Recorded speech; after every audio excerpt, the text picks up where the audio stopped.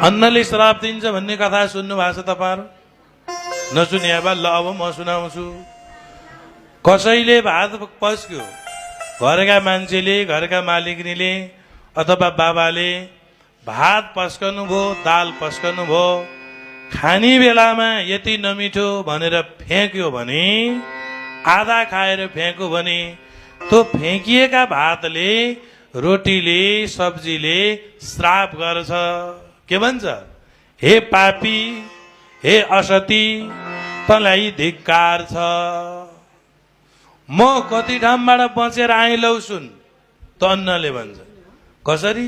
पहिला म धानको बिउ थिएँ, बिउ हुँदा घुन पुत्लाले कतिजना हाम्रा साथीलाई खाए, म बाँचेर आएँ।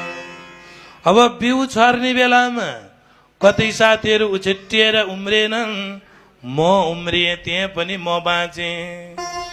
फेरि बिउको धानको बिउ तयारी भएर च्याप्ने बेलामा कति साथीहरू जरै चुटिएर मरेर सत्यानाश भए बिचरा, म बाँचेँ।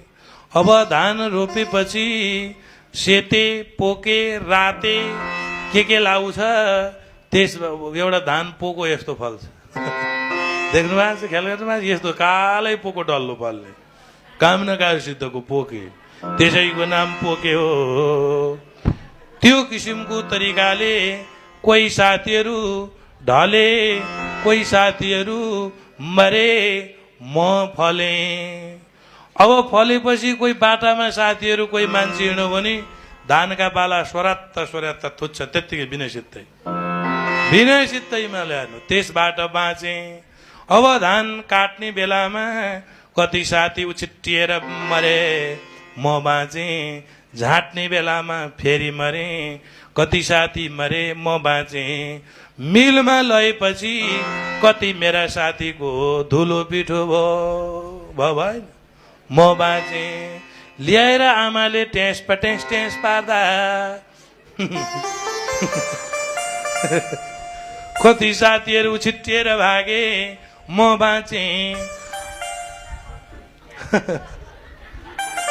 त्यही पनि कोही त जति जे भने पनि जान्छ, सम्हालिन्न। अब फेरि अब त पकाउलिन् भनेको त चौलानीसँग कति साथी सुलुलु। अलिकति ध्यान दिएन भने त कति छिटो। जब म सबै यति धेरै ठाउँबाट बाँचेर आएँ, कुकरभित्र पसेपछि मैले सोचेँ अब म कहीँबाट डराउनु पर्दैन।